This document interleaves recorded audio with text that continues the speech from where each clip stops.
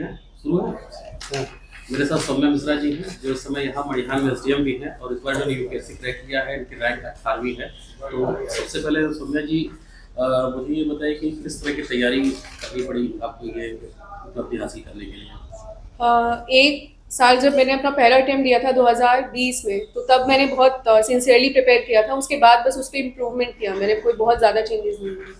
क्योंकि यहाँ पर एसडीएम मड़िहान एक नक्सल प्रभावित क्षेत्र है, इलाका है और वहाँ खुद इतनी चुनौतियाँ हैं। इन चुनौतियों के बीच से आपने इस तैयारी के लिए कैसे मैनेज किया समय को? जी, तो इससे मुझे, जैसे आप सुबह उठ रहे हैं 10 बजे से पहले आपको समय मिल जाता था मुझे, उसके बाद मैं व्हीकल में गाड़ी में जा रही हूँ तब समय मिल जाता था, जॉब से आने के बाद समय मिल जाता था। और जब कभी मुझे छुट्टी की ज़रूरत हुई एग्जाम से पहले, जब बहुत ज़रूरत रहती है, तब यहाँ पे सीनियर्स मेरे एडीएम सर और डीएम मैम ने कोऑपरेट किया, तो दैट रियली है। मुझे जो परिवार के बारे में बताइए, कहाँ के रहने वाली हैं, परिवार में कौन कौन लोग हैं? जी, मैं ओरिजिनली उन्नाव की रहने वाली हूँ, लेकिन पापा की जॉब दिल्ली में है, तो मेरी एजुकेशन शुरू से ही दिल्ली से हुई है। पापा मेरे लेक्चरर हैं हिंदी सब्जेक्ट में दिल्ली गवर्नमेंट में, और मम्मी हाउसवाइफ हैं। मेरे घर में मेरी बहन है जिसका अभी हुआ है सिलेक्शन, एक छोटा भाई है जो पढ़ रहा है, और मेरी दादी जी हैं। ये आपकी बहन का भी सिलेक्शन, उनकी क्या रैंक है? जी, उसकी 253 रैंक। मैम उनकी जो है आपका इस बार जो है कौन सा अटेम्प्ट था? जी, मेरा 4th अटेम्प्ट था। बहन जी का? उसका 2nd। अच्छा, इंस्पिरेशन क्या रहा आपका, अगर पूछा जाए कोई परिवार में शिक्षक या परिवार में जो है माता पिता ऐसा कुछ? मेरे ग्रैंडफादर, मेरे बाबा जी, वो विलेज डेवलपमेंट ऑफिसर थे, तो जो नए ट्रेनी ऑफिसर्स थे वो उनके बारे में बताते थे कि कैसे वो लोगों के लिए रियली काम करना चाहते हैं।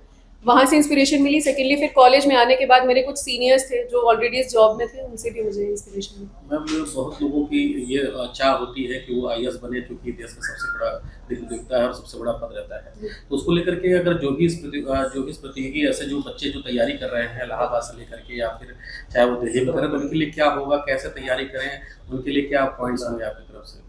कि जॉब को ग्लोरीफाई करने से पहले या लेबासना की वीडियोस देखने से पहले उससे बहुत ज़्यादा प्रभावित हो जाने की बजाय, या आईएएस ऑफिसर्स को सेलिब्रिटी की तरह ट्रीट करने से पहले बस अपनी प्रिपरेशन पे ध्यान दीजिए। आपका फोकस बस ये होना चाहिए कि कमियां आपकी कहाँ पर हैं। आपका डेस्टिनेशन जो है वो माइंड में रहे, लेकिन वो जो सिलेक्टेड लोग हैं वो आपके लिए भगवान नहीं बन जाए। आपका जो फोकस होना चाहिए वो आपकी कमियों को सुधारने पे होना चाहिए और अपनी प्रिपरेशन पे होना चाहिए। अभी आप मड़िहान एसडीएम भी थे, तो क्या जो इस दौरान आपने अनुभव हासिल किया, क्या इस परीक्षा में कहीं वो काम आया, या इस यूँ कहें कि इंटरव्यू आपने जो दिया होगा, तो क्या वो एज ए एसडीएम जो आपने अनुभव गेन किया था, क्या वो कहीं काम आया इस तरह से परीक्षा में आपके लिए? जी, डेफिनेटली इट वर्कड, क्योंकि जैसे जो एथिक्स के जो एग्जांपल्स क्वेश्चंस आते हैं, केस स्टडीज कि आई थिंक इसी बार की जो यूपीएससी का एग्जाम था उसमें नक्सलिज्म का कुछ केस स्टडी आया था।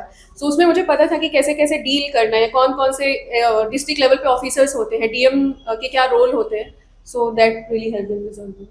बहुत बहुत शुभकामनाएं आपको। Thank you. अगर आप ये वीडियो YouTube पर देख रहे हैं तो हमारे चैनल को सब्सक्राइब करें और बेल आइकन को दबाना ना भूलें। अगर आप Facebook पर ये वीडियो देख रहे हैं तो हमारे पेज को लाइक करें।